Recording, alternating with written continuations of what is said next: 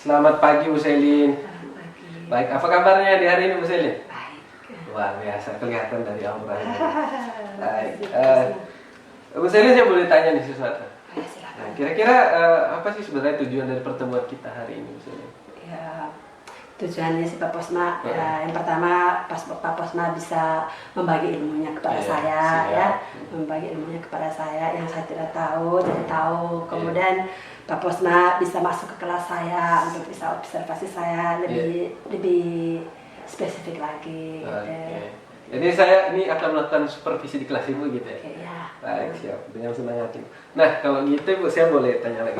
Kira-kira standar kompetensi apa yang nanti Ibu gunakan saat mengajar di kelas nanti? Ya, baik Pak Posma. Standar kompetensi yang akan saya ajarkan nanti hari Rabu pada saat supervisi. Kebetulan di semester ganjil ini ada dua kompetensi dasar, ya. Nah, jadi yang saya masuk untuk hari Rabu nanti baru kompetensi yang pertama yaitu 3.1 yaitu menelaah perubahan keruangan dan interaksi antara ruang negara-negara Asia dan benua lainnya yang diakibatkan faktor alam, manusia dan pengaruhnya terhadap keberlangsungan kehidupan manusia dalam bidang ekonomi, dalam bidang sosial, dalam bidang pendidikan dan dalam bidang politik. Oh, jadi nanti standar kompetensi itu tentang interaksi antar ruang yang ada di benua Asia. Ya. Kalau begitu Bu, kira-kira nih nanti kompetensi apa atau area apa yang ingin dikembangkan oleh Bu Selin? Oke, jadi berdasarkan kompetensi dasar yang saya ajarkan nanti, jadi kompetensi yang saya kembangkan nanti di dalam kelas itu kebetulan di kompetensi dasar yang pertama yang 3.1 ini ada empat subpokok materi. Subpokok materi yang pertama itu tentang interaksi antara benua Asia dengan benua lainnya. Itu saya sudah bahas beberapa minggu yang lalu. Yang kedua tentang bagaimana kondisi alam dari negara-negara yang ada di dunia. Kemudian yang ketiga nanti yang akan disupervisi hari Rabu yaitu tentang dinamika penduduk benua-benua di dunia. Oke. Jadi hari Rabu itu saya akan masuk mengobservasi di kelas Ibu tentang itu, temanya tentang dinamika penduduk di benua-benua Asia Bu ya. Oke. Baik. Nah, mungkin lebih kompetensi atau area yang lebih spesifik nanti yang akan dikembangkan di kelas itu seperti apa? Oke, baik. Yang lebih spesifik nanti yang saya ajarkan di kelas hari Rabu di Pak Posma yaitu dinamika penduduk benua Asia. Dinamika penduduk benua Asia. Dinamika penduduk di benua Asia. Baik. Dari tema ini tentang dinamika penduduk Asia, kira-kira nanti indikator ketercapaian dari tujuan pengembangan diri ini apa Ibu? Berdasarkan tujuan pembelajarannya itu menjelaskan dinamika penduduk benua Asia. Jadi beberapa indikator nanti yang akan saya kembangkan di kelas nanti. Yang pertama itu bagaimana komposisi penduduk berdasarkan usia.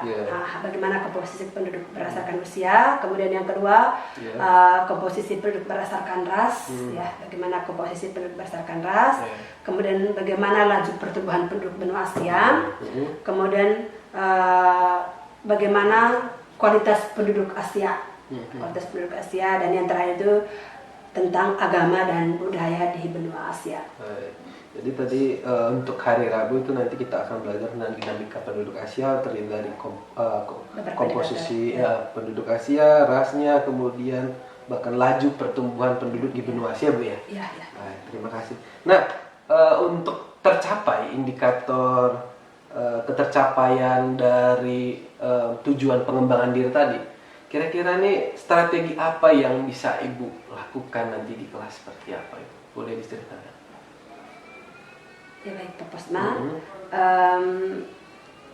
strategi yang saya lakukan nanti di kelas, ya setelah saya setelah saya jelaskan tujuan pembelajaran yang saya sampaikan nanti, setelah saya jelaskan sedikit dari tujuan pembelajaran tersebut, setelah itu nanti ada diskusi kelompok. Setelah diskusi kelompok, yang jelas setelah diskusi kelompok selesai ada presentasi. Presentasi. Jadi strategi nanti di kelas itu Ibu akan membuat diskusi kelompok, di mana-mana anak-anak dilibatkan untuk berpartisipasi, saling memberikan ide, memberikan pendapat dalam kelompoknya. Kemudian juga ada presentasi untuk melatih anak-anak berkomunikasi. Wah, luar biasa itu Bu. Strateginya sangat baik sekali. Ya, mudah-mudahan saja anak bisa. Ya. Saya yakin dengan Bu Selin, karena sudah sangat berpengalaman. Iya. Baik, Bu Selin, ini kan dalam setiap perencanaan nih pasti ada hambatan atau kendala. Nah, kira-kira nanti kemungkinan nih hambatan apa yang mungkin terjadi pada saat Ibu ingin mengembangkan diri itu di dalam kelas? Ya baik, Pak Posma. Yang saya alami selama ini tidak semua juga sih, hanya 1-2 orang. Tapi kan 1-2 orang yang buat seperti itu kan sangat mengganggu untuk semua orang ya. Baik. Kalau saya amati selama ini, kadang-kadang anak-anak itu yang pertama itu mereka kurang siap dalam mengikuti pembelajaran, kurang siap dalam mengikuti pembelajaran. Kemudian yang kedua, dalam hal diskusi kelompok, mereka itu kadang orang-orang tertentu saja, misalnya dalam satu kelompok itu misalnya 6 orang. Jelas dalam kelompok itu kan kita bisa sudah ditentukan memang siapa ketuanya, siapa sekretarisnya. Kadang dalam kelompok tersebut itu hanya 1-2 orang, ya. Apalagi kalau kita sudah tentukan siapa ketuanya. Nah, kadang mereka itu saja yang saja. Ya, itu saja. Gitu. Kurang aktif. Dan malu berbahasa Indonesia itu saja. Oh, gitu ya, Bu. Malu menyampaikan ide. Baik. Jadi saya rangkum ini ada 3 kemungkinan kendala atau hambatan saat Ibu akan mengembangkan diri atau meningkatkan kompetensi diri di kelas nanti. Itu pertama tadi anak-anak kurang siap Bu ya. Kemudian juga kurang aktif di dalam diskusi kelompok juga. Kemudian ketiga itu nanti mereka malu untuk berkomunikasi apalagi menggunakan bahasa Indonesia.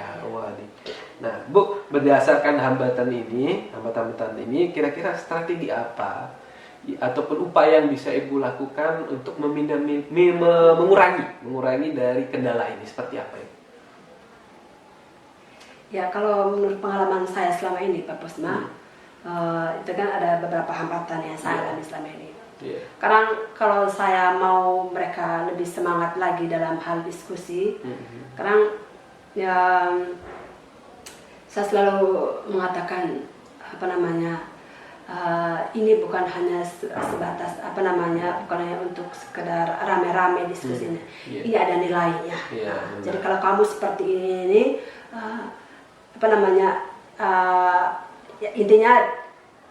intinya kita melakukan diskusi kelompok seperti ini ada nilainya. Bukan hanya sekedar kita untuk rame-rame. Ada nilainya. Baik.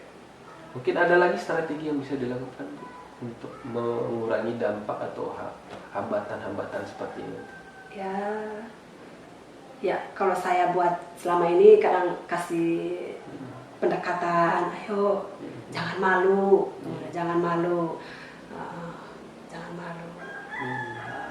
Lebih banyak bertanya juga, kamu lebih banyak tahu begitu.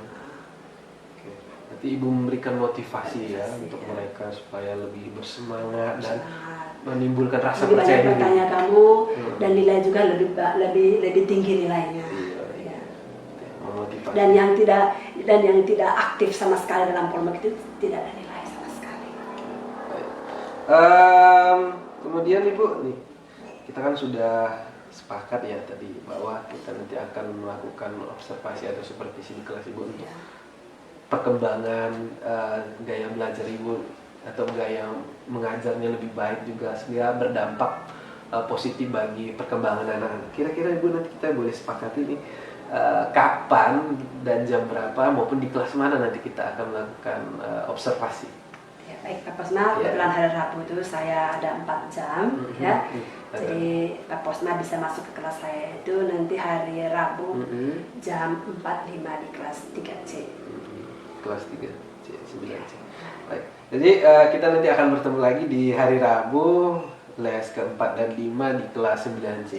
Oke, baik. Terima kasih Bu sudah melakukan Sama-sama, Pak diskusi kita hari ini. Bagaimana perasaannya Bu? Ya, senang. Nah, saya juga senang. Senang banyak tahunya. Nah. Gitu. Sampai ketemu di hari Rabu. Terima kasih Bu Selin. Iya. Terima kasih sudah menyaksikan video ini. Semoga video ini bermanfaat. Salam dan bahagia. Semangat pagi.